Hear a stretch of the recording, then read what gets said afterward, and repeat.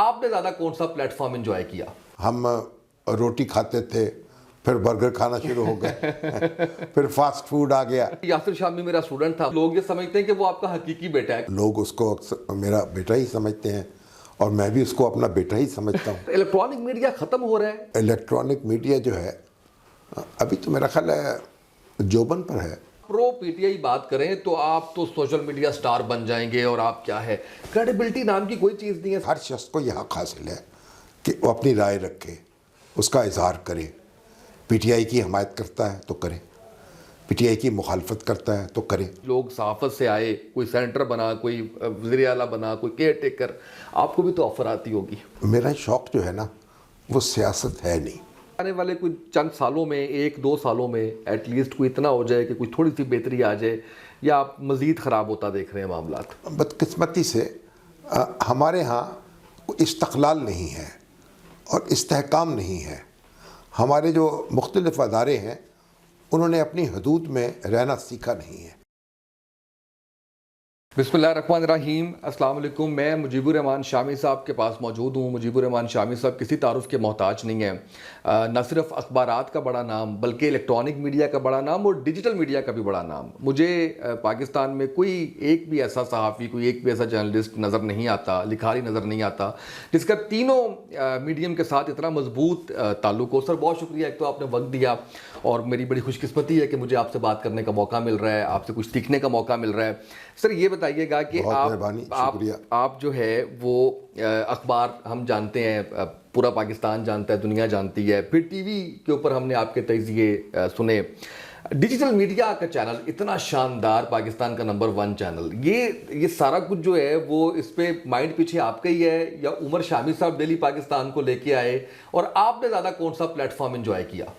دیکھیں، سب مل کر ہی کام کرتے ہیں، لیکن عمر شامی صاحب کا ایک اپنا ویژن ہے، تو ڈیجیٹل میڈیا جو ہے وہ تو انہوں نے اس پہ فوکس کیا، اور پھر عثمان شامی صاحب جب پڑھ کے آ گئے باہر سے، چائنا گئے تھے پوسٹ گریجویشن کے لیے، تو پھر وہ اس میں لگ گئے۔ تو اب ڈیجیٹل میڈیا جو ہے اس کی ذمہ داری جو ہے میرے چھوٹے بیٹے عثمان شامی صاحب کے ساتھ ہے، اور ظاہر ہے عمر شامی تو ایک ویژن ان کا ہے اور وہ ہر چیز کو دیکھتے ہیں، اور میں بھی دعا گو ہوں سب کا۔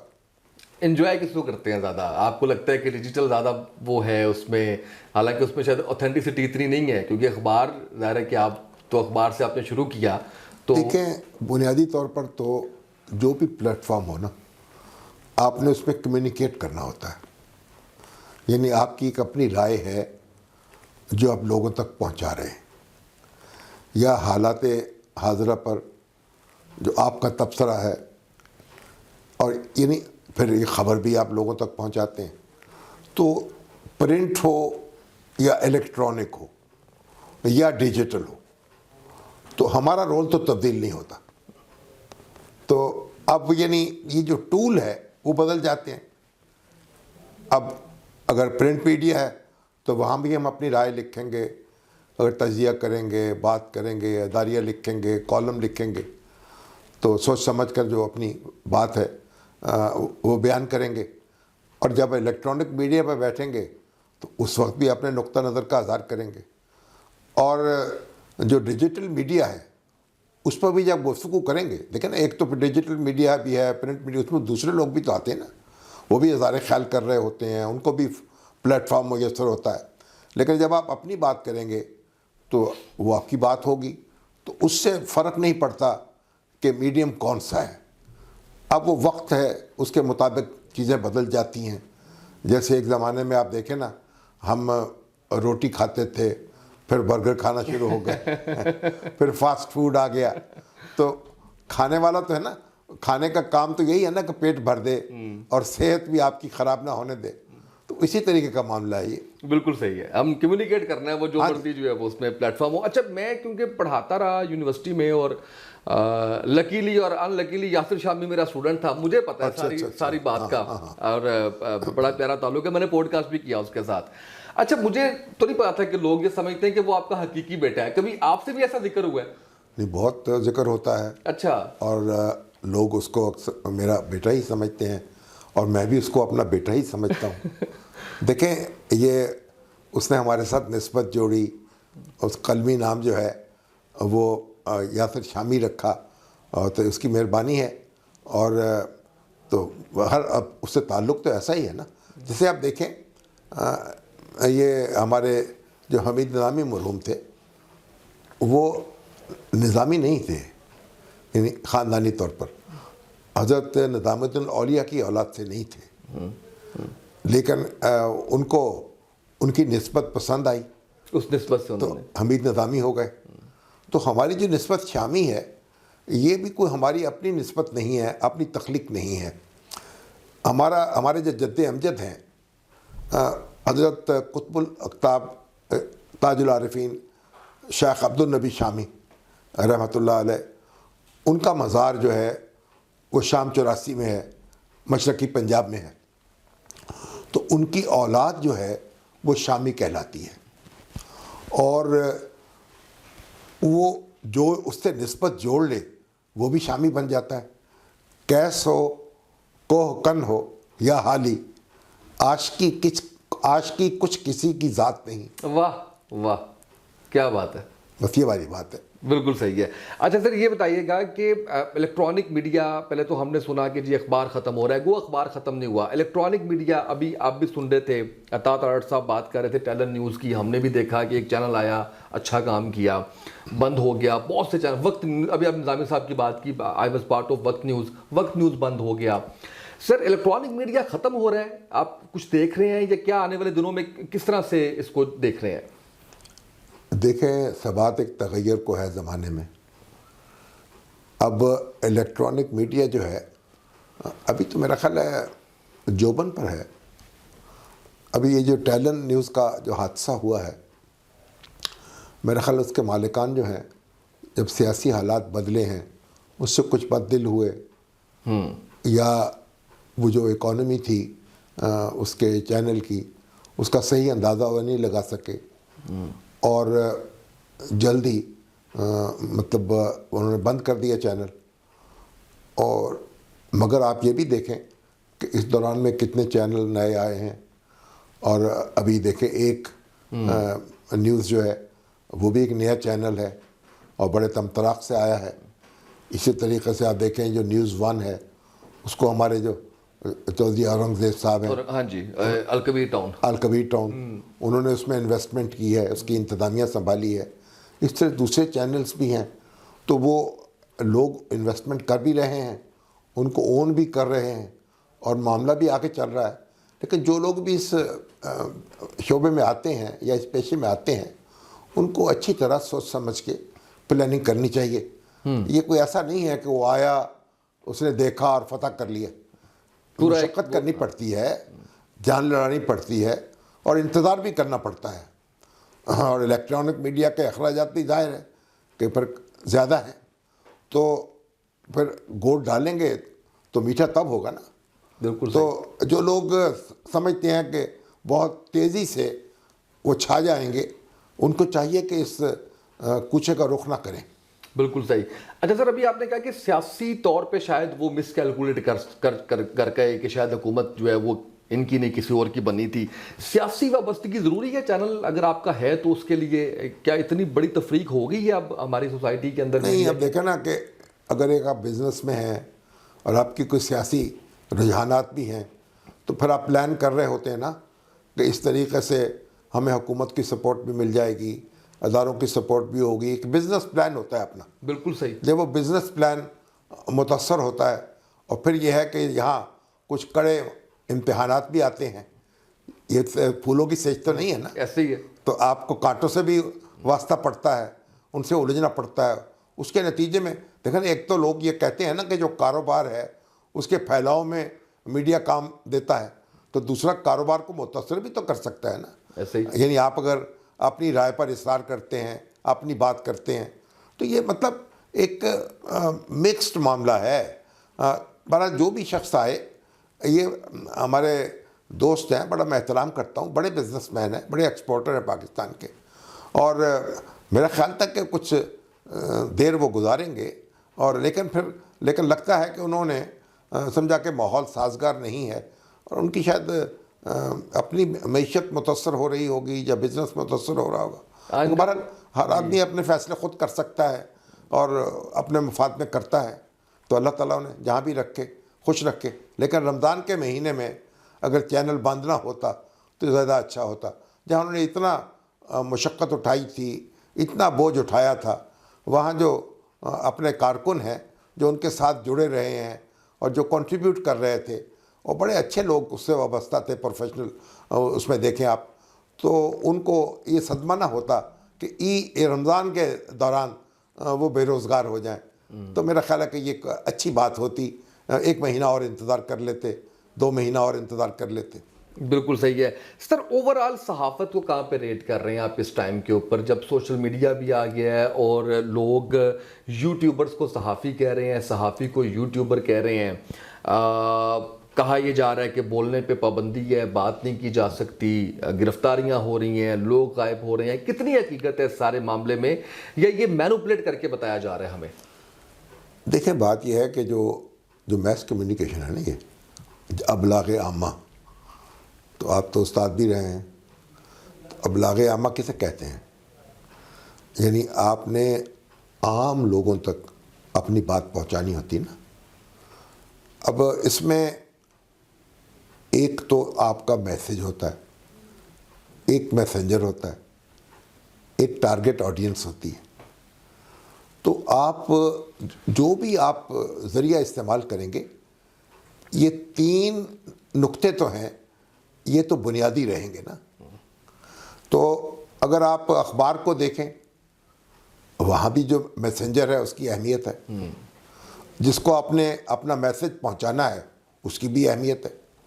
اور اگر آپ یہ الیکٹرانک میڈیا میں آ جائیں یا ڈیجیٹل میڈیا میں آ جائیں, اب مسئلہ صرف یہ ہے کہ جو پرنٹ اور الیکٹرانک میڈیا ہے اس میں یہ ہے کہ آپ کو مثلا ایک ڈیکلیریشن ملتا ہے, آپ اس پہ یہ ذمہ داری ہوتی ہے کہ بھی میں اس کی ذمہ داری قبول کرتا ہوں, جو اس میں لکھا جائے گا, جو اس میں چھپے گا, میں فلاں ابن فلاں جو ہے اس کا پبلشر ہوں گا اور میں اس کا ایڈیٹر ہوں گا, اور یہ ہم اس کی ذمہ داری قبول کریں گے ایک ایک لفظ کی.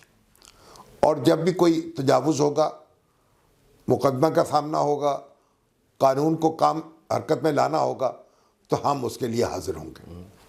یہی الیکٹرانک میڈیا ہے.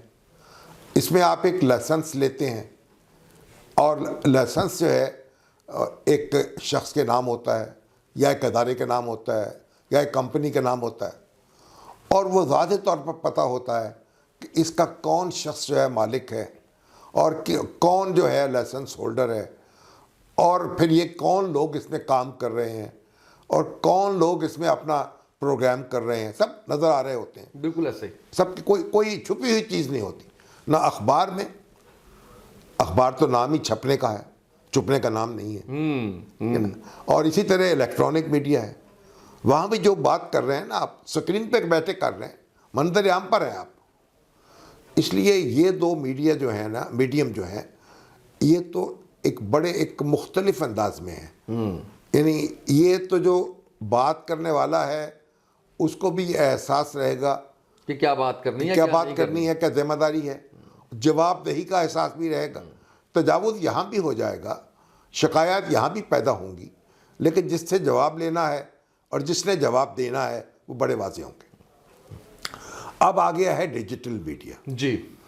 اب اس میں جو ڈیجیٹل میڈیا کے جو پلیٹ فارم ہے, یا سوشل میڈیا کہہ لیجئے, وہ تو پلیٹ فارم آپ کے ملک کی ہے ہی نہیں ہے. آپ دیکھیں نا, آپ کے پلیٹ فارم ہیں, اب ٹک ٹاک ہے, یوٹیوب ہے, فیس بک ہے, ٹویٹر ہے جسے ایکس کہتے ہیں, یا دوسرے جتنے یہ اس کے وہ ہیں پلیٹ فارم, وہ تو کوئی ایسے نہیں ہیں جو پاکستان میں رجسٹرڈ ہوں, پاکستان میں آپ کو معلوم ہو کہ یہ لوگ اس کو اون کر رہے ہیں. یہ دنیا کے کسی خطے میں بھی بیٹھے ہوئے لوگ ہیں, وہ پلیٹ فارم بناتے ہیں اور اس پہ لوگ ان کو انوائٹ کرتے ہیں, اور لوگ اپنے خیالات جو ہیں اگلنا شروع کر دیتے ہیں. بالکل ایسے. ایک بات. دوسری بات یہ کہ اس میں کوئی شخص کہیں بھی بیٹھ کر اپنا میسج، اپنی ویڈیو، اپنا آرٹیکل، اپنے خیالات وہ لوگوں کے سامنے پیش کر سکتا.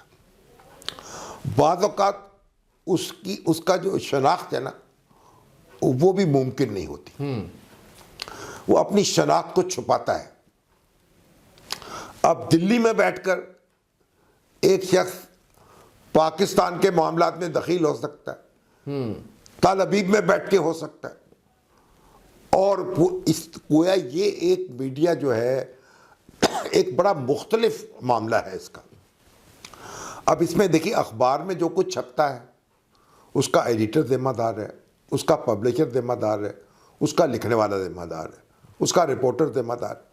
جو الیکٹرانک میڈیا میں ہے تو الیکٹرانک میڈیا میں اس کا جو لائسنس ہولڈر ہے وہ ذمہ دار ہے، جو سکرین پہ نظر آ رہا ہے وہ ذمہ دار ہے، اینکر ہے، جو بولنے والا ہے. ٹھیک ہے نا. یہ جو سوشل میڈیا کے پلیٹ فارم ہیں ان پر قانون لاگو ہی نہیں ہوتا. بالکل ایسے. دیکھیے آپ ایک چیز نشر کر رہے ہیں، آپ کے ذریعے ایک بات جو ہے وہ لاکھوں لوگوں تک پہنچ رہی ہے اور آپ اس کی ذمہ داری قبول نہیں کر رہے. آپ کو معلوم نہیں شناخت کیا ہے بھیجنے والے کی. تو یہ ایک بڑا چیلنج درپیش ہو گیا ہے اور ایک مختلف جو سوسائٹیز ہیں وہ اس کا سامنا کر رہی ہیں اور مشکلات پیش آ رہی ہیں ان کو. پاکستان جیسی سوسائٹی، پاکستان جس کے اندر اپنے اندرونی مسائل بھی ہیں، ہمارے سسٹم کی کمزوریاں بھی ہیں، ہمارے اپنے الجھاؤ بھی ہیں، اور پھر ہمارے اپنے دشمن بھی ہیں جن کی آنکھوں میں ہم کھٹکتے ہیں نا یا رڑکتے ہیں. تو اب وہ جو ہمیں ڈیسٹیبلائز کر سکتے ہیں، جو ڈس انفارمیشن پھیلا سکتے ہیں، جو لوگوں کو مسلیڈ کر سکتے ہیں اس کے ذریعے سوشل میڈیا کے، اس کا کیا مداوع ہوگا. ٹھیک ہے نا. بالکل صحیح ہے. کچھ بھی نہیں. اب یہ ایک چیلنج درپیش ہے. اب چین نے تو اس کا حل ڈھونڈ لیا نا. بالکل ڈھونڈ لیا اور بڑا بہترین چل رہا ہے. چین کے تو انہوں نے کہا اپنے پلیٹ فارم ہوں گے ہمارے، وی چیٹ ہے اور اسی میں سارا کچھ جو بھی ہے وہ خود کنٹرول کریں گے اور خود اس کے ذریعے لوگ کمیونیکیٹ کریں گے. تو انہوں نے تو ایک قابو کر لیا. اب چین تو ایک بڑی مارکیٹ ہے، ایک بڑا ملک ہے. اب آپ ہیں، آپ دیکھیں مڈل ایسٹ میں بھی جائے آپ، سعودی عرب میں بھی، یو اے ای میں بھی کنٹرولڈ ہے. وہاں بھی اس طریقے سے سوشل میڈیا کو اجازت نہیں ہے. بالکل ایسے. ٹھیک ہے نا. بڑی ریسٹرکشنز ہیں اس کے اوپر. پاکستان جو ہے جو دعویٰ کرتا ہے کہ بھئی میں ایک جمہوری ملک ہوں اور آزادی کی بات کرتے ہیں ہم لوگ یہاں بیٹھے اور اپنے حقوق کی بات کرتے ہیں، تو آزادی جو ہے اب یہاں یہ ہے کہ جو پلیٹ فارم ہے، یہ کوئی پلیٹ فارم ایسا نہیں ہے جس کا دفتر یہاں قائم ہو. بالکل ایسا ہی ہے. ٹھیک ہے. اب آپ کو یہ غور کرنا ہوگا اور یہ ایک اس وقت ریاست کو بڑا چیلنج درپیش ہے کہ آپ نے کس طریقے سے سوشل میڈیا کو ذمہ داری کا لباس پہنانا ہے. بالکل صحیح. اور یہ کوئی آسان کام ہے نہیں. ابھی تو آپ دیکھیں نا کہ آپ اپنا ٹویٹر جو ہے اس کے لیے اس میں مشکلات پیدا ہوتی ہیں جی. تو لوگ ہنگامہ کرتے ہیں، عدالتوں میں جاتے ہیں، عدالتیں بھی کہتی ہیں بنیادی حقوق کی خلاف ورزی ہو گئی ہے. مگر آپ سے کچھ ہو نہیں پا رہا ہے.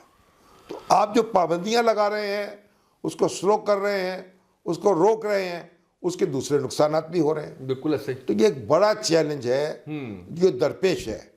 اور ہمارے جیسی سوسائٹیز جو کہ اندرونی استحکام جو ہے وہ بھی مثالی نہ ہو جہاں، اور فالٹ لائنز بھی موجود ہوں، تو ان کو ایکسپلائٹ کرنے والے جو ہیں جب وہ اس میڈیا کو استعمال کریں گے تو پھر مسائل تو پیدا ہوں گے نا. بالکل صحیح ہے. سر یہ جو کہا جا رہا ہے کہ تفریق کتنی بڑی ہو گئی ہے کہ اب ایک میڈیا جو ہے وہ پورا میڈیا ہاؤس ہے یا الیکٹرانک میڈیا ہے وہ پورا سپورٹ کر رہا ہے پاکستان تحریک انصاف یا عمران خان کو، دوسرا وہ اینٹی ہے، اینٹی پی ٹی آئی ہے، وہ پرو نون لیگ ہوگا یا اس طرح سے ہے. ہم نے دیکھا کچھ لوگوں کی رائے بھی بدلتے ہوئے. عمران ریاض خان ہم نے دیکھا کہ چلیں وہ تو بات کر رہے ہیں، منصور علی خان پہلے پورا پرو نون لیگ، اب ایک دم پرو پی ٹی آئی. اس وقت یہ کہا جا رہا ہے کہ اگر آپ پرو پی ٹی آئی بات کریں تو آپ تو سوشل میڈیا سٹار بن جائیں گے اور آپ کیا ہے، کریڈیبلٹی نام کی کوئی چیز نہیں ہے. سر کس تناظر میں دیکھتے ہیں اس بات کو؟ پہلے تو جن لوگوں کے آپ نے نام لیے ہیں اور ان کے بارے میں جس نقطہ نظر کا اظہار کیا ہے تو مجھے اس سے اتفاق ضروری نہیں ہے. بالکل ٹھیک ہے. میں ان ناموں میں الجھنا نہیں چاہتا. بالکل ٹھیک ہے. تو بات یہ ہے کہ ہر شخص کو یہ حق حاصل ہے کہ وہ اپنی رائے رکھے, اس کا اظہار کرے. پی ٹی آئی کی حمایت کرتا ہے تو کرے, پی ٹی آئی کی مخالفت کرتا ہے تو کرے. آپ یہ اس کا حق چھین نہیں سکتے. بالکل ٹھیک. بات یہ ہے آپ کو اپنی بات جو کہنی ہے وہ دلیل سے کہنی ہے, وہ حقیقت پر مبنی ہو ایسی بات کہنی ہے. آپ کو جھوٹ نہیں بولنا, آپ کو جھوٹ نہیں پھیلانا, آپ کو دوسروں کی بے عزتی نہیں کرنی, آپ کو دھونس نہیں جمانی. آپ کو ایک اپنے ضابطہ اخلاق کے اندر رہتے ہوئے اپنی بات کرنی ہے. تو آپ کوئی بھی بات کریں, کسی بھی نقطہ نظر کا اظہار کریں. اگر آپ جو ہمارا دستور ہے اس کا آرٹیکل 19 بھی تو تقاضا کرتا ہے نا ہم سے کہ آزادی کے پیرامیٹرز کیا ہیں, حدود کیا ہے. اگر آپ ان حدود میں رہتے ہوئے اپنی بات کرتے ہیں تو اس میں کوئی مذائقہ نہیں, اس پر اعتراض نہیں کرنا چاہیے. اعتراض وہاں پیدا ہوتا ہے جہاں آپ حد سے تجاوز کرتے ہیں, آپ ایبیوسو لینگویج استعمال کرتے ہیں, آپ دھونس جماتے ہیں, آپ للکارتے ہیں, آپ ایسی باتیں کرتے ہیں جو حقیقت پہ مبنی نہیں ہوتی. وہ پھر وہاں فساد پیدا ہوتا ہے. بالکل صحیح. تو آپ دیکھیے کہ قانون جو ہے نا, ہمارا ضابطۂ اخلاق موجود ہے, ہمارا پرنٹ کا بھی ضابطۂ اخلاق موجود ہے, اس کو نافذ کرنے کے لیے پریس کونسل بھی موجود ہے. ہمارا جو الیکٹرانک میڈیا ہے اس کا بھی ضابطۂ اخلاق موجود ہے, اس کو نافذ کرنے کے لیے پیمرا کا ادارہ بھی موجود ہے. عملاً کیا کر رہا ہے کیا نہیں کر رہا ہے وہ الگ بات ہے. یہ سارا یعنی لیگل ارینجمنٹ موجود ہے. بالکل صحیح ہے. اب یہ جو سوشل میڈیا پلیٹ فارمز ہیں نا, ان کا یہ فطرے بے مہار ہے. اچھا, اب اس میں اگر کوئی ایسا بندہ جو پاکستانی ہے, پاکستان میں رہتے ہوئے وہ ایک بات کر رہا ہے, یوٹیوب کے ذریعے کر رہا ہے یا فیس بک کے ذریعے کر رہا ہے, تو اس کی شناخت تو معلوم ہے نا. تو اس پر تو پھر لا آف ڈیفیمیشن کا اطلاق بھی ہو سکتا ہے, جو ہونا چاہیے. بنیادی طور پر تو لا آف ڈیفیمیشن کے ذریعے ہی چیزوں کو قابو کیا جانا چاہیے. بالکل ٹھیک ہے. اور قانون جو ہے, ہم بدقسمتی سے ہم قانون کو استعمال نہیں کرتے, ہم صرف دھونس جماتے ہیں, قانون کے نام پر لا قانونیت پھیلاتے ہیں.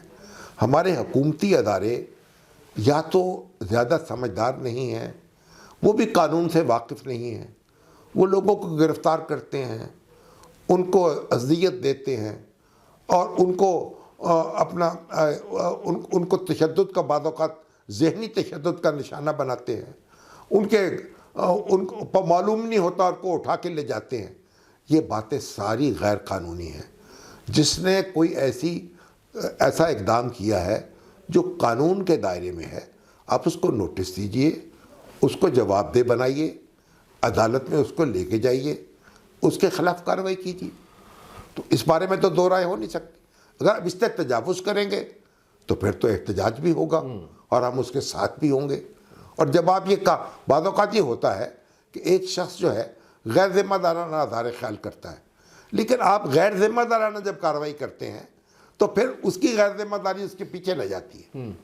تو دیکھیے, میں تو اس کا قائل ہوں, مجھے یا بول رہا ہوں, میرے تو اپنے ایک حدود و قیود ہیں, میں ان کے مطابق ان پیرامیٹرز میں بات کرتا ہوں, تو مجھے کوئی دشواری پیش نہیں آتی. اب مجھے نہ چیخنے کی ضرورت پڑتی ہے نہ چنگاڑنے کی ضرورت پڑتی ہے. میں تو اپنی بات بڑے ادب سے عمران خان صاحب سے بھی عرض کر سکتا ہوں, نواز شریف صاحب سے بھی عرض کرتا ہوں, اور یہ سارے لوگ جو ہیں یہ ہمارے اپنے ہیں نا, اس ملک کے رہنے والے ہیں نا. ہم اپنے لوگ ہیں, ہر ایک کی فالوئنگ ہے. اب ہم تو ان سے یہی عرض کرتے رہیں گے نا کہ ایک دوسرے کو تسلیم کر لیں, ایک دوسرے کے ساتھ زندہ رہیں. اب گھر کو دیکھ لیں نا, بالکل ایسے گھر میں دیکھیں, میاں ہے, بیوی ہے, بچے ہیں, ساس ہے, بہو ہے, ٹھیک ہے نا, کارکن ہے, ملازم ہے, مالک ہیں نا, کیسے ایک دوسرے کے ساتھ زندگی گزارتے ہیں. وہی ملک میں ہونا چاہیے. سر, ایک تو مجھے آپ کی جو وقت کی پابندی ہے میں اس کا فین ہوں, اور اتنا بڑا نام ہونے کے باوجود اگر آپ 2-4 5 منٹ کا کبھی آتا بھی ہو ٹائم تو آپ فون کرتے ہیں اور فون کر کے کہتے ہیں کہ میں اتنے منٹ لیٹ ہوں. تو یہ تو میں ایک تو یہ میں دنیا کے سامنے رکھنا چاہتا ہوں, پہلی بات, جن لوگوں کو نہیں پتا, کیونکہ ٹی وی پہ دیکھنے والے لوگوں کو نہیں پتا, ملنے والوں کو پتا ہوگا. دوسرا, میں آج ایک اور چیز میں نے آپ سے سیکھی کہ آپ شخصیات کے اوپر بالکل بات نہیں کرتے, کیونکہ مجھے بڑا اچھا لگا, کیونکہ ہمارے یہاں پہ تو وہ اس کے اوپر نام لے کے اور وہ سارا. میں صرف یہ نام اس لیے اب لینا چاہ رہا ہوں کہ میرا سوال اگلا اس سے کنیکٹڈ ہے. جیسے محسن نقوی صاحب جو ہے وہ, یا اپنا اس کے علاوہ بھی لوگ صحافت سے آئے, کوئی سینٹر بنا, کوئی وزیر اعلیٰ بنا, کوئی کیئر ٹیکر, آپ کو بھی تو آفر آتی ہوگی. ہاں, مجھے ایسا ہوا, آفرز آئیں. یعنی ایک تو جنرل ضیاء الحق کے دور میں یہ بات آئی کہ میں وزیر بن جاؤں. اچھا. تو میں نے یعنی گریز کیا. اور اس کے بعد بھی جو نگران وزیر کی آفر بھی آئی تھی کہ نگران وزیر بن جائیں اطلاعات کے. دیکھیں, میرا شوق جو ہے نا وہ سیاست ہے نہیں. میرا شوق تو بچپن سے صحافت ہے, اور میں صحافی کے طور پر ہی مرنا چاہتا ہوں, اور میری قبر پر یہی کتبہ ہونا چاہیے. تو سیاست جو ہے وہ ان لوگوں کا کام ہے جو سیاست کرتے ہیں. ہمارے کئی دوست ایسے ہیں جو سیاست میں چلے گئے, اس میں کوئی مذائقہ نہیں ہے. ایک زمانے میں تو صحافت جو ہے اور سیاست ایک دوسرے سے جڑی ہوئی تھی نا. تو آپ دیکھیں کہ مولانا ابوالکلام آزاد ہیں, مولانا حضرت موہانی ہیں, مولانا ظفر علی خان ہیں, یہ سب سیاست دان بھی تھے اور اخبار نویس بھی تھے. لیکن وہ معاملہ اور تھا, آزادی کی تحریک چل رہی تھی. تو اس کے بعد تو پھر دیکھیں, جیسے آپ صحافت اور سیاست اس کو تھوڑا الگ ہی رکھا جائے تو میرا خیال بہتر ہے. بالکل ٹھیک ہے. اچھا, تھوڑا سا سیاست پہ بھی آ جاتے ہیں کہ اس وقت جو سیاسی سیٹ اپ ہے, مریم نواز صاحبہ جو ہے وہ پنجاب میں, اور شہباز شریف صاحب جو ہے وفاق میں, اور ایک پارٹی بالکل باہر. چلیں, یہ تو وہ ہے جو سب کچھ نظر آ رہا ہے. میں ایک بالکل عام آدمی کی بات کرتا ہوں. آپ کو کچھ نظر آ رہا ہے کہ آنے والے کوئی چند سالوں میں, 1-2 سالوں میں ایٹ لیسٹ کوئی اتنا ہو جائے کہ کوئی تھوڑی سی بہتری آ جائے, یا آپ مزید خراب ہوتا دیکھ رہے ہیں معاملات؟ دیکھیے, پاکستان کے حالات جو ہیں نا وہ بہت اچھے بھی رہے ہیں, اور پاکستان معاشی طور پر برسوں انڈیا سے آگے رہا ہے. یہاں کی پر کیپٹا انکم جی انڈیا سے بہتر رہی ہے. ہمارے جو سوشل وہ ہیں اشاریے, وہ بھی اس سے بہتر رہے ہیں. لیکن بدقسمتی سے ہمارے ہاں استقلال نہیں ہے اور استحکام نہیں ہے. ہمارے جو مختلف ادارے ہیں انہوں نے اپنی حدود میں رہنا سیکھا نہیں ہے. ہم نے دستور تو بنا لیا لیکن اس پہ عمل نہیں کیا, اور اس کے نتیجے میں ہمارے یہاں وہ آپا دھاپی ہوئی اور افرا تفری پیدا ہوئی جو اب ہم دیکھ رہے ہیں, اور جس کے نتائج اب ہمیں محسوس ہونے لگے ہیں. ایک زمانے میں دیکھیں, اب دیکھیے کہ آپ نے دستور جب بنایا تھا 1956 میں بڑی مشکل سے, تو 2 سال بعد اس کو توڑ دیا. فیلڈ مارشل ایوب خان صاحب اقتدار سنبھال لیا, بڑی واہ واہ ہو گئی. نتیجہ کیا نکلا؟ جب رخصت ہوئے تو ساتھ ہی ملک بھی رخصت ہو گیا. بالکل ایسے, ٹھیک ہے نا. اس کے بعد ہم نے اللہ توبہ کر کے پھر 1973 کا دستور بنایا. اسے بھی 2 دفعہ معطل کر چکے, ایک دفعہ جنرل ضیاء الحق کے دور میں, پھر پرویز مشرف کے دور میں, اور اب بھی اس کے بعد جو ہے اب جتنا دستور نافذ ہے وہ آپ کو بھی پتہ ہے, مجھے بھی پتہ ہے. تو آپ یہ دیکھیے کہ اگر دستور آپ نے بنایا ہے اور اس پر عمل نہیں کریں گے تو پھر معاشرہ جو ہے عدم توازن کا شکار ہو جائے گا, اور معاشرہ ایک دوسرے سے لوگ الجھ پڑیں گے, ادارے بھی الجھ پڑیں گے. جب اب دیکھیے ہماری فوج ہے, ہم ہمیشہ سے کہتے رہے کہ ہماری فوج جو ہے اس کو سیاست میں دخل نہیں دینا چاہیے. ہمارے یہاں تحریکیں چلی ہیں, جب فوجی یعنی مارشل لا لگے ہیں, جب فوجی جرنیلوں نے اقتدار پر قبضہ کیا ہے تو تحریکیں چلی ہیں, اور لوگوں کا ایک رد عمل دیکھنے میں آیا ہے. تو ہمارے سارے بزرگ جو تھے یہی کہتے تھے کہ فوج کو سیاست میں دخل نہیں دینا چاہیے, वगरना सियासत उसमें दाखिल हो जाएगी, और हम ये एफोर्ड नहीं कर सकते कि हमारी फ़ौज में सियासत दाखिल हो। तो बात बड़ी बुनियादी बात तो ये है, 100 बातों की एक बात, हमारे यहाँ अब अदलिया है, हमारी इंतज़ामिया है, और सब ने भी अपनी अपनी हदूद से तजावुज़ किया है। अदलिया को आप देखिए उसने क्या किया है, आइन शिकनी जो है उसकी राह हमवार की है, आइन शिकनों के साथ खड़ी हो गई है, और जब मौका मिला है तो उसके जो चीफ जस्टिस है सुप्रीम कोर्ट के, वो चीफ मार्शल एडमिनिस्ट्रेटर बन गए, उनकी तरह बिहेव करने लगे। इफ्तिखार चौधरी साहब ने क्या किया, साकिब निसार साहब ने क्या किया, इसके बाद हमारे अभी उमर अता बंदयाल साहब क्या करते रहे, उसका खोसा साहब क्या करते रहे। ये लोग किस तरह से, यानी आप दुनिया में देखें कि मुवाजना करें, इस तरह के जज आपको देखने में मिलते हैं जो इस तरह धौंस जमाएं, इस तरह ज़ेरो ज़बर करें मामलात को। और फिर आप अपनी देखिए, मुकन्ना को देख लीजिए जो हमारे वज़ीर आज़म हैं, वो क्या करते रहे हैं। अब देखिए जुल्फ़िकार भुट्टो साहब जो हैं, उन्होंने दस्तूर बनाया, चलिए बड़ी अच्छी बात है, मुख्तलिफ जमातों के साथ मिलकर इत्तफाक राय से। फिर क्या हुआ, अपोजिशन का जीना हराम कर दिया। उसका नतीजे में क्या निकला, धांधली हुई इंतखाबात में, तहरीक चली, मार्शल लग गया, हम जमहूरियत से महरूम हो गए। अब देखिए, अभी आप देखें इमरान खान उनके दौर में क्या होता रहा, फिर इमरान खान के साथ क्या हुआ। अब देखिए नवाज शरीफ और बेनज़ीर भुट्टो कैसे एक दूसरे से उलझते रहे, कैसे एक दूसरे के दर पे रहे, और अब जब दोनों ने एक तजर्बा कर लिया और दांत खट्टे हो गए, तो फिर मिसाके में जमहूरियत कर लिया और एक दूसरे को बर्दाश्त करने का अहद किया, तो फिर एक तीसरी कुव्वत आ गई। अब देखें अब नतीजा क्या निकला है, नतीजा ये निकला है कि हमारी सियासत में और हमारी रियासत में इस्तेहकाम नहीं आया। और आज भी हम देखें नवाज शरीफ साहब के तो मुकदमे ख़त्म हो रहे हैं और इमरान खान साहब पर कायम हो रहे हैं, यानी वही उसी चीज़ में लगे हुए हैं, चेहरे बदल गए। इतने मुकदमे आप कायम करते हैं कि जो सच है ना, कोई दो चार अगर सच्ची बात भी कर रहे हों, दो चार सच्चे मुकदमे भी हों, वो भी गुम होकर रह जाते हैं, उनका तासुर भी ख़राब हो जाता है। तो ऐसा नहीं चलेगा। और ये हमारे जो सियासतदान हैं ना, एक दूसरे के साथ हाथ मिलाने का रवादार नहीं होते, बैठते नहीं एक दूसरे के साथ, बात नहीं करते, और कभी एक फ़ौज के साथ मिल जाता है, कभी दूसरा मिल जाता है, और कभी एक को जिच करता है, फिर दूसरे को जिच करता है। ऐसा नहीं होना चाहिए। आपस में मिल बैठें, सियासतदान सियासत करें, एक दूसरे को बर्दाश्त करें जैसे दुनिया के दूसरे मुल्कों में होता है, और उस तरीके से फ़ौज अपना काम करे, अदलिया अपनी हदूद में रहे। ये करने का काम है। जब तक ये नहीं होगा, ना पाकिस्तान के लोगों को सुकून मिलेगा, ना उनकी मईशत बेहतर होगी। क्यों कि इस अफरा तफरी के जो नताइज निकलने थे, अब इसने इस मईशत को भी हड़प कर लिया है।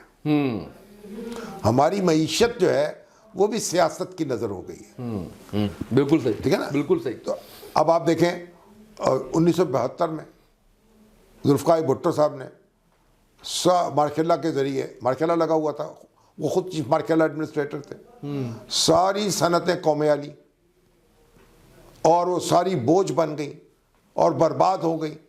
जो तरक्की का पहिया जो है रुक गया। अगर वो नेशनलाइजेशन ना होती, आज पाकिस्तान जर्मनी और जापान के हम पल्ला होता, कहीं आगे बढ़ चुका होता, लेकिन हमने सारा मिलियामेट कर दिया। उसके असरात हम आज तक ख़त्म नहीं कर सके। जो सरकारी अदारे, हर अदारा बर्बाद है। रेलवे को देख लें, PIA को देख लें, स्टील मिल का जो हशर किया, नारे लगाते हैं प्राइवेटाइजेशन करें, कर नहीं पाते, तो रेवेन्यू कलेक्ट नहीं कर पा रहे, ऐसे ही है ना, अपना रियासत अपना हिस्सा वसूल नहीं कर पा रही, कर्ज़ों पे गुजारा कर रही। अब कर्ज़े कब तक आप कर्ज मांग मांग कर काम चलाएंगे, और कब तक फिर ये भी इज़्ज़त जो है वो अपनी कैसे बहाल रखेंगे। अब देखें बहुत सारे मामलात हैं और हमें इन पर गौर करना होगा। ये अब हमारे पास वक्त बड़ा कम है, हमारी रियासत ख़तरे से दो चार है, ये हुकूमत का मामला नहीं रहा। अगर इन लोगों ने ये हरकतें बंद ना की तो उसका बहुत खसारा जो है हमें दरपेश होगा, और शायद हम उसे बर्दाश्त करने के काबिल नहीं होंगे। بالکل ٹھیک ہے سر، بہت بہت زبردست رہا آپ کے ساتھ سارا جو ہے وہ گفتگو، اور بہت کچھ سیکھنے کا موقع بھی ملا اور بڑی اچھی گفتگو رہی. آخر میں ایک سوال ایسا ہے، جو آپ کا تو channel daily Pakistan social media کا جو ہے وہ بے تاج بادشاہ ہے، ہم نے بھی وہیں سے سیکھا ہوا ہے. اس طرح کے سوال چلتے ہیں بڑے. آمدنی کتنی ہے ڈیلی پاکستان کی ماہانہ؟ ڈیلی پاکستان یعنی ڈیجیٹل کی یا یہاں ڈیجیٹل کی؟ یہ تو عثمان شامی صاحب کو پتا ہوگا، لیکن یہ جو ڈیلی پاکستان ہے یہ تو اب اس وقت تو خسارے کا معاملہ ہے. اب ہم تو خسارہ پورا کرتے ہیں بڑی مشکل سے، جو کہیں سے ادھر ادھر سے کماتے ہیں.